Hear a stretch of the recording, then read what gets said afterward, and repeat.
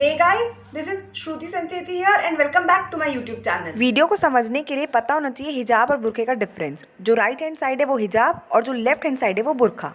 कर्नाटका में और पूरे इंडिया में एक बहुत बड़ी कंट्रोवर्सी हो गई है हिजाब को लेकर। तो आज के इस वीडियो में मैं आपको बताऊंगी कि हिजाब कंट्रोवर्सी एक्चुअली है क्या। आप में से बहुत सारे लोग इस टॉपिक में ऑलरेडी वीडियो देख चुके होंगे। इस वीडियो में मैं आपको बताऊंगी कि हिजाब की तरफ क्या आर्ग्यूमेंट्स है और हिजाब के अगेंस्ट क्या क्या आर्ग्यूमेंट्स है, और फिर आप खुद इन दोनों बातों को बैलेंस करके डिसाइड करना कि आपकी इस बारे में क्या सोच है। इस वीडियो के एंड में मैं ये भी बताऊंगी कि एक नॉर्मल कॉलेज गोइंग स्टूडेंट के हिसाब से मेरी क्या सोच है इस बारे में। ये जो हिजाब कंट्रोवर्सी है इसकी शुरुआत हुई जनवरी में कर्नाटका के उडुपी डिस्ट्रिक्ट में एक जूनियर कॉलेज के अंदर लड़कियों को जो हिजाब या बुरखा पहनी थी उनको अंदर नहीं आने दिया जा रहा था, ये बोलकर कि ये जो हिजाब और बुरखा है वो स्कूल या कॉलेज की जो यूनिफॉर्म पॉलिसी है उसको वायलेट कर रहा है या फिर उसका उल्लंघन कर रहा है, और उनको अंदर नहीं आने दिया जा रहा था। जैसे जैसे समय बीता कर्नाटका के उडुपी डिस्ट्रिक्ट के आसपास जितने भी स्कूल्स कॉलेजेस थे वहां पर आर्गुमेंट स्टार्ट हो गया कि हिजाब पहनना चाहिए कि नहीं पहनना चाहिए। जो लड़कियां हिजाब पहनने के सपोर्ट में थी वो और ज्यादा से ज्यादा संख्या में हिजाब पहनकर स्कूल जाना स्टार्ट कर दी एक प्रोटेस्ट के रूप में। जो लोग हिजाब के अगेंस्ट थे या फिर हिजाब के खिलाफ थे, जब वो लोग देखे कि ये जो मुस्लिम लड़कियां हैं वो ज्यादा से ज्यादा हिजाब पहन के आ रही है तो इसके खिलाफ अपनी आवाज उठाने के लिए सैफरॉन कलर का गमछा गले में लटकाकर स्कूल जाना स्टार्ट कर दिए, ये बोलकर कि अगर मुस्लिम लड़कियां हिजाब पहनकर अपने रिलीजन को रिप्रेजेंट करती हैं स्कूल्स और कॉलेजेस में तो हम भी केसरी या फिर सैफरॉन रंग का गमछा डाल के अपने रिलीजन को रिप्रेजेंट करेंगे। ये बात इतनी बढ़ गई कि जो कर्नाटका की गवर्नमेंट थी वो फरवरी में ऑर्डर दे दी कि कोई भी स्टूडेंट स्कूल्स में हिजाब, बुरखा या फिर केसरी कलर का गमछा पहनकर नहीं आएगा, सिर्फ स्कूल्स यूनिफॉर्म ही अलाउड है। जैसे ही कर्नाटका गवर्नमेंट का ये ऑर्डर आया, जितने भी स्कूल्स और कॉलेजेस थे वो इस ऑर्डर को इम्प्लीमेंट करना स्टार्ट कर दिए, और जो भी बच्चे हिजाब पहनकर या भगवा रंग का स्कार्फ पहनकर स्कूल्स आ रहे थे की एंट्री पूरे तरीके से स्कूल्स कॉलेजेस में बंद कर दी गई। जो मुस्लिम लड़कियां और उनके घर वाले इस गवर्नमेंट के ऑर्डर से खुश नहीं थे वो लोग कर्नाटका हाई कोर्ट में जाकर एक अपील फाइल कर दिए कि उनको परमिशन दिलवाई जाए कि वो लोग स्कूल्स या कॉलेजेस हिजाब पहनकर जा सकते हैं। फिर मार्च में कर्नाटका हाई कोर्ट का ऑर्डर आया कि हिजाब पहनना इस्लाम के अंदर एसेंशियल प्रैक्टिसेस के अंदर नहीं आता है और ये मैंडेटरी नहीं है या फिर हिजाब पहनना कंपलसरी नहीं है इस्लाम में। तो अगर मुस्लिम लड़कियों को हिजाब नहीं पहनने दिया जा रहा है इससे उनके राइट टू रिलीजन का कोई भी उल्लंघन नहीं हो रहा है, इसीलिए स्कूल्स और कॉलेजेस में हिजाब अलाउ नहीं करना चाहिए।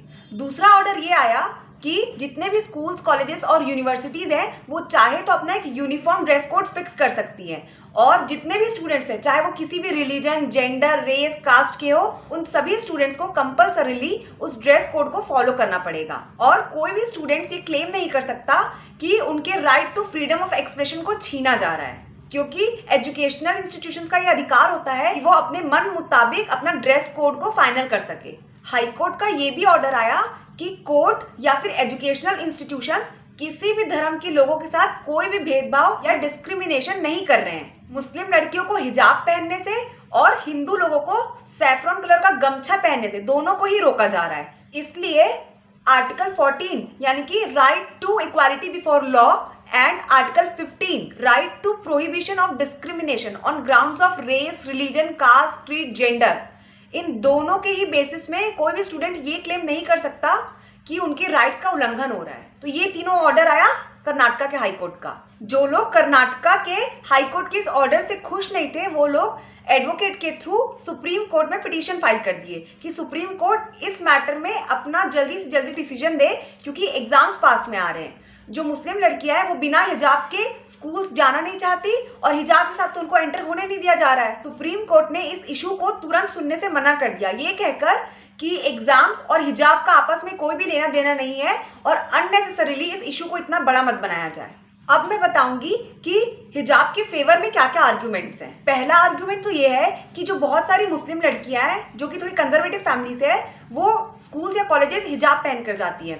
अगर हिजाब के ऊपर बैन लगा दिया जाएगा एजुकेशन इंस्टीट्यूशंस में तो हो सकता है कि जो कंजर्वेटिव मुस्लिम पेरेंट्स है वो अपनी बेटियों को ये एजुकेशनल इंस्टीट्यूशन से निकलवा कर कोई रिलीजियस इंस्टीट्यूशंस में एडमिशन करवा दे जहाँ लेवल ऑफ एजुकेशन उतना अच्छा ना हो, जिसके कारण जो लड़कियां हैं उनके करियर पे भी इम्पैक्ट आएगा और जो उनकी एम्प्लॉयमेंट अपॉर्चुनिटीज़ है वो भी बहुत कम हो जाएगी। दूसरा आर्ग्यूमेंट्स ये हिजाब की फेवर में ये है कि जो सिख लोग हैं, अपने इंडिया की टोटल पॉपुलेशन के 2-3% लोग ही हैं, जब उनको अलाउ कर दिया जा रहा है पगड़ी पहनने के लिए और कड़ा पहनने के लिए, तो फिर मुस्लिम लोगों को जो अपने इंडिया की टोटल पॉपुलेशन के 15-16% के बराबर है, उनको क्यों नहीं अलाउ किया जा रहा है हिजाब पहनने के लिए। जो कड़ा और पगड़ी है वो भी तो सिखिज्म में एसेंशियल प्रैक्टिसेस के अंदर नहीं आता, और कड़ा और पगड़ी पहनना भी तो कंपलसरी नहीं है, तो फिर उनको अलाउ कर दिया जा रहा है, तो फिर मुस्लिम लड़कियों को हिजाब क्यों नहीं अलाउ किया जा रहा। सिखिज्म में जो कड़ा पहनते हैं वो एक तरीके का रिमाइंडर की तरह काम करता है कि भगवान हर जगह है। जब भी इस हाथ से कोई गलत काम करने जाएंगे तो ये एक रिमाइंडर की तरह काम करे कि जिस इंसान के प्रति अपन कुछ गलत काम कर रहे हैं उसके अंदर भी भगवान है। तो ये सिर्फ एक रिमाइंडर की तरह रहता है, ये एसेंशियल रिलीजियस प्रैक्टिस नहीं है। दूसरा पगड़ी, वो पगड़ी जो पहनते हैं ना वो बाल को कवर करने के लिए पहनते हैं, अपने केश को। सिखिज्म में केश नहीं कटवाया जाता है क्योंकि जैसे जैसे उम्र बढ़ेगी अपने बालों को लंबा होते हुए देख सके, उनका कलर चेंज होते हुए देख सके और ये रियलाइज़ कर सके कि जो मेरी खुद की बॉडी है उसी में ही मेरा कंट्रोल नहीं है। तो ये जो अपन करते रहते हैं ना, मेरा घर, मेरी गाड़ी, मेरी बुक्स या मेरा ये मेरा वो, ये जो मेरा ये जो ईगो वाला है उस फैक्टर को हटा सके और ये रियलाइज़ कर सके कि इवन मेरी खुद की बॉडी में भी मेरा कंट्रोल नहीं है, मेरी बॉडी खुद की मेरी नहीं है, और ये जो बॉडी है उसका भी एक साइकिल है और एक दिन आएगा जब ये बॉडी चले जाएगी। तीसरा आर्ग्यूमेंट जो हिजाब के फेवर में है वो ये है कि जो मुस्लिम लड़कियां हैं वो बचपन से ही हिजाब पहन रही है। बचपन में उनकी हिजाब पहनना चॉइस नहीं थी, उनके घर वाले अपना कल्चर उन लड़कियों को पास कर दिए, जिसके कारण वो बचपन में हिजाब पहनी। अब उनकी आदत हो गई है और वो अब अपनी मर्जी से हिजाब पहन रही है बड़े होने के बाद, और उन लोग हिजाब को अपनी आइडेंटिटी का एक पार्ट समझती है। अगर उनको हिजाब नहीं पहनने दिया जाएगा तो उन लोग को ऐसा लगेगा कि उनकी आइडेंटिटी उनसे छीनी जा रही है। जो मुस्लिम लड़कियां हैं वो अपनी खुशी से ही हिजाब पहनना चाहती हैं, और बिना हिजाब के अगर वो एजुकेशनल इंस्टीट्यूशंस में आएगी तो उनको इनकम्प्लीट सा लगेगा। अब मैं आपको बताऊंगी कि आर्ग्यूमेंट हिजाब के अगेंस्ट क्या क्या है। पहला आर्ग्यूमेंट जो हिजाब के अगेंस्ट है वो ये है कि हिजाब इस्लाम में एसेंशियल प्रैक्टिसेस के अंदर तो आता ही नहीं है, और कुरान में हिजाब को लेडीज के कपड़ों से तो बिल्कुल नहीं जोड़ा गया है। कुरान में तो बस ये बोला गया है कि जो कपड़े हैं मेन और वुमेन दोनों को ही थोड़ी सभ्यता, शालीनता और थोड़ा अदब के साथ पहनना चाहिए। उसमें हेड स्कार्फ का कहीं पे भी मेंशन नहीं किया गया है। बुर्खा या हिजाब पहनना तो पर्शियन कल्चर से अडॉप्ट किया गया है, इसीलिए ये जो हिजाब है उसको बैन कर देना चाहिए और बिल्कुल भी अलाउ नहीं करना चाहिए एजुकेशन इंस्टीट्यूशंस में। दूसरा आर्ग्यूमेंट हिजाब के अगेंस्ट ये है कि वैसे तो लड़कियां बिना हिजाब के घूमती रहती है, और अब जब ये कर्नाटका का इशू सामने आया है जूनियर कॉलेज का, तो जानबूझकर हिजाब पहन कर घूम रही है, ये बताने के लिए कि देखो हम अपने रिलीजन से कितना प्यार करते हैं, इसीलिए बैन कर दो हिजाब को। ये जो एजुकेशन इंस्टीट्यूशंस में ये बोल रहे हैं हिजाब के अगेंस्ट। तीसरा आर्ग्यूमेंट ये है कि जो लड़कियां हिजाब अपने घर वालों के दबाव के कारण पहनती है, अगर हिजाब को बैन कर देंगे तो उनको अब नहीं पहनना पड़ेगा हिजाब, तो उनको फ्रीडम मिलेगी कि वो अपने हिसाब से कपड़े पहन सके, इसलिए हिजाब को बैन कर दो। अभी तक मैं बताई कि हिजाब के फेवर में क्या क्या आर्ग्यूमेंट्स है और हिजाब के अगेंस्ट क्या क्या आर्ग्यूमेंट्स है। अब मैं बताऊंगी कि मेरा क्या ओपिनियन है हिजाब को लेकर। एक स्पिरिचुअल लीडर है सदगुरु नाम के, वो अपने एक वीडियो में बोले थे कि जो अपने इंडिया का जो ज्योग्राफिकल लोकेशन है उसको देखा जाए तो टॉप में यानी कि नॉर्दर्न साइड्स आता है हिमालय, और सदर्न साइड देखा जाए तो है इंडियन ओशन या फिर हिंदू सागरा। तो हिंदू मतलब वो नहीं होते जो केसरी कलर का गमछा लटका के घूमते हैं या फिर जय श्री राम का नारा लगाते हैं। हिंदू मतलब हर वो इंसान या हर वो जीव जो इस इंडिया के ज्योग्राफिकल लोकेशन में पैदा हुआ है या फिर रहता है। इसका मतलब क्रिश्चियन भी हिंदू है, पारसी भी हिंदू है, जैन भी हिंदू है, मुस्लिम भी हिंदू है, हर कोई हिंदू है। अगर एक छोटा सा इंसेक्ट भी इंडिया में अगर है तो वो भी हिंदू कहलाएगा। हिंदू का मतलब है इंडियन, और हिंदू का मतलब मंदिर जाना नहीं होता है। ये जो अपने इंडिया की ज्योग्राफिकल लोकेशन है उसी कारण अपने इंडिया को हिंदुस्तान भी बोला जाता है, ये हिमालय और इंडियन ओशन यानी कि हिंदू सागर के कारण। हिंदू सिर्फ एक ज्योग्राफिकल आइडेंटिटी को दर्शाता है जिसको कई बार गलत तरीके से यूज कर लिया जाता है पॉलिटिकल फायदे के लिए। हिंदुइज्म में तो लेडीज लोग को वर्शिप किया जाता है, उनकी पूजा की जाती है। तो एक सच्चा हिंदू वो होगा जो इस बात को समझे, ना कि किसी एक मुस्लिम लड़की को घेर कर केसरी रंग का गमछा हिला हिलाकर जोर से नारा लगाए। हिंदुइज्म और मुस्लिम कम्युनिटी के जो छोटे छोटे बच्चे हैं वो जब ये सब चीज़ों को देखेंगे होता हुआ टीवी पर या यूट्यूब में, तो उनके दिमाग पर बहुत बुरा इम्पैक्ट पड़ेगा। इसी बात का फ़ायदा ये जो टेररिस्ट ग्रुप्स होते हैं या फिर ग्रुप्स के जो मेंबर्स होते हैं वो उठाते हैं। वो क्या करते हैं, छोटी छोटी उम्र में ही बच्चों का ब्रेन वॉश कर देते हैं, उनको रेडिकलाइज कर देते हैं, उनको ये बोल देते हैं कि हमेशा उनके धर्म के लोगों के साथ ही नाइंसाफ़ी होती है, उनके मन में दूसरे रिलीजन के प्रति नफरत पैदा कर देते हैं। हिंदुइज्म और मुस्लिम कम्युनिटी दोनों के ही लोगों को ये समझना होगा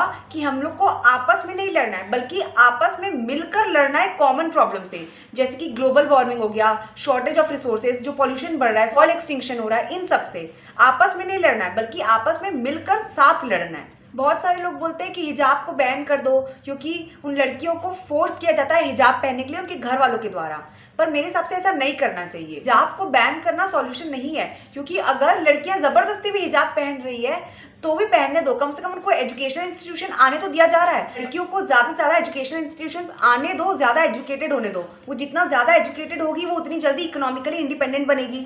जितना इकोनॉमिकली इंडिपेंडेंट बनेगी उतना उनको अधिकार मिलेगा कि वो अपने मन मुताबिक जी सके। हो सकता है कि वो सेम कल्चर अपने आने वाली जनरेशन पे फोर्स ना करे, और जो नेक्स्ट जनरेशन आएगी उसकी परवरिश वो लड़की और खुले दिमाग से करे। मुस्लिम लड़कियां जितना इकोनॉमिकली इंडिपेंडेंट बनेगी उनको उतना अधिकार मिलेगा कि वो खुद का डिसीजन खुद ले सके, क्योंकि उनको पता रहेगा कि अब उनको किसी से डर के, दब के या फिर किसी के और के कंट्रोल में नहीं रहना है। इसलिए अगर लड़कियों को सच में एम्पावर करना है तो हिजाब को बैन मत करो, बल्कि हिजाब के साथ ही उनको एजुकेशनल इंस्टीट्यूशंस में आने दो। कुछ लोग तो ये भी बोल देते हैं कि ये जो मुस्लिम लोग हैं वो जानबूझकर 4-5 बच्चे पैदा कर देते हैं, क्योंकि वो लोग प्लान जमा रहे हैं कि इस इंडिया को ना मुस्लिम पॉपुलेटेड कंट्री बना देंगे, माइनॉरिटी से सीधा मेजॉरिटी में आ जाएंगे कुछ सालों में। पर रियलिटी में ऐसा कुछ भी नहीं है। कोई भी कपल कितने बच्चों को जन्म दे रहा है ये डिपेंड करता है उनके लेवल ऑफ एजुकेशन के ऊपर, उनके फाइनेंशियल स्टेटस के ऊपर, और उनमें कितनी अवेयरनेस है फैमिली प्लानिंग को लेकर। जब भी कोई दो रिलीजन के लोग आपस में लड़ते हैं तो नुकसान सिर्फ कॉमन लोगों का ही होता है। जैसे कि अभी जो कर्नाटका में हिजाब कंट्रोवर्सी हुई उसके कारण स्कूल बंद कर दिया गया, वैसे ही कोविड के कारण इतना स्कूल बंद था, ऊपर से और स्कूल बंद कर दिया गया इस हिजाब कंट्रोवर्सी के कारण। तो एजुकेशन में कितना नुकसान हुआ बच्चों का। इन छोटी छोटी बातों का फायदा कई बार पॉलिटिकल लीडर्स या फिर टेररिस्ट ग्रुप्स उठा लेते हैं, वोट बैंक पॉलिटिक्स करने के लिए या फिर लोगों को रेडिकलाइज करने के लिए, जबकि ग्राउंड रियलिटी तो कुछ और ही होती है। इतने सारे हिंदुइज्म को फॉलो करने वाले लोग हैं जो ईद और बकरीद के बाद अपने मुस्लिम फ्रेंड से जाकर सेवाई या फिर बिरयानी की ट्रीट मांगते हैं, या फिर कितने सारे ऐसे इस्लाम को फॉलो करने वाले लोग हैं जो अपने फ्रेंड्स के साथ लंगर में जाके खाना खाते हैं या भंडारे में खाना खाते हैं। एक तरफ ये बोला जा रहा है कि जो स्टूडेंट्स हैं स्कूल्स और कॉलेजेस में उनको गीता, कुरान, बाइबल जैसी माइथोलॉजीज पढ़ाई जाएगी, जिसके कारण वो अपने कस्टम, कल्चर और रिलीजन से जुड़ सके और उनका मॉरल वैल्यू स्ट्रॉन्ग बन सके। और दूसरी तरफ उनको छोटी छोटी रिलीजियस प्रैक्टिसेस से रोका जा रहा है, जैसे कि हिजाब पहनने से। तो ये तो गलत बात है ना। ब्रिटिशर्स थे ना, वो हिंदुइज्म और मुस्लिम कम्युनिटी के बीच में फूट डाल के चले गए थे। इसलिए जब भी इन कम्युनिटी के बीच थोड़ी बहुत भी बहस होती है, कोई इशू होता है, तो उसको बहुत बड़ा करके बताया जाता है, क्योंकि नेगेटिविटी बहुत ईजिली फैल जाती है, जिसकी कीमत अल्टीमेटली सिर्फ नॉर्मल लोगों को ही चुकाना पड़ता है। और 90% ऑफ द लोग जो ये रिलीजन के नाम पे लड़ते हैं, वो देखा जाए तो आज तक अपनी लाइफ में ना एक बार गीता पढ़े ना कुरान, बस अपने फायदे के लिए लड़ते रहते हैं और लोगों को लड़वाते रहते हैं। स्कूल्स और जूनियर कॉलेजेस में ये जो यूनिफॉर्म ड्रेस कोड लाया गया था उसके पीछे रीज़न ये था कि किसी भी स्टूडेंट्स को उसके कपड़ों के बेसिस में जज मत किया जाए, एजुकेशन सबके लिए एक बराबर हो, बच्चे लोग आपस में भी एक दूसरे को जज मत करें, और जो टीचर्स हैं वो भी बच्चों को उनके कपड़े के बेसिस पे जज मत करें, हर एक बच्चे को एक जैसा ट्रीट करें। जो स्टूडेंट्स हैं वो अपनी पहचान अपने कपड़ों के बेसिस पे मत बनाएं, बल्कि अपने बिहेवियर, अपने हैबिट्स और अपने इंटेलेक्ट के बेसिस पे अपनी पहचान बनाएं। और यही सोचकर ये जो यूनिफॉर्म ड्रेस कोड है उसको स्टार्ट किया गया था। टीचर्स के लिए सब बच्चे इक्वल बनाए जाना था, सिमिलर नहीं, इसीलिए हिजाब को अलाउ करना चाहिए। और जो बहुत सारे लोग बोल रहे हैं कि लड़कियां वैसे तो हिजाब नहीं पहनती थी, अब देखो बड़ा हिजाब पहन के आ रही है, उन लोगों के लिए मैं बस इतना ही बोलूँगी कि लड़कियां पहले हिजाब नहीं पहन रही थी, इसका मतलब ये तो नहीं है कि अब वो आगे नहीं पहन सकती, उनका पूरा अधिकार है अपने हिसाब से पहनने का। लेकिन कंडीशन बस ये होना चाहिए कि जो भी स्कूल का यूनिफॉर्म है, जैसे कि मान लो ग्रीन स्कर्ट है, तो उसी ग्रीन कलर का ही हिजाब पहनना अलाउ करना चाहिए। हिजाब, बुर्खा नहीं, हिजाब और बुर्खा दोनों अलग होता है। हिजाब में ना बस ये बाल और ये पूरा इतना फेस इतना कवर रहता है, फेस पूरा दिखता है, और जो बुर्खा होता है वो सर से लेकर पाँव तक पूरा ढका रहता है, सिर्फ आंखें दिखती है। तो मेरे हिसाब से हिजाब अलाउ करना चाहिए, बुर्खा नहीं, क्योंकि बुर्खा में लड़कियों को पहचानना थोड़ा मुश्किल हो जाएगा, और सिक्योरिटी रीजंस के कारण भी बुर्खा अलाउ नहीं करना चाहिए, क्योंकि अपन को पता नहीं चलेगा ना कि अंदर कौन है।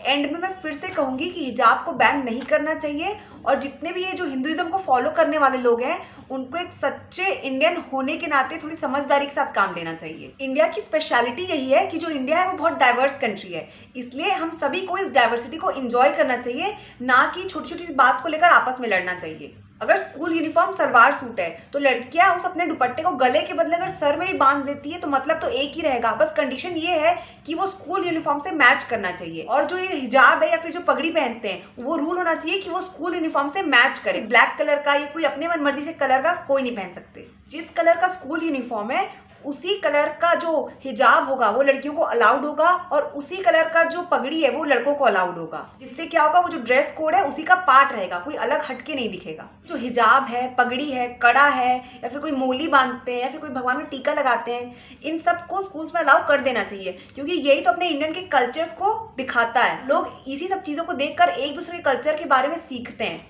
तो इसी के साथ मैं अपने आज का वीडियो भी ख़त्म करती हूँ। अगर मेरा वीडियो आपको अच्छा लगा हो तो इसे लाइक करना, शेयर करना, कमेंट करना, सब्सक्राइब करना। Thank you.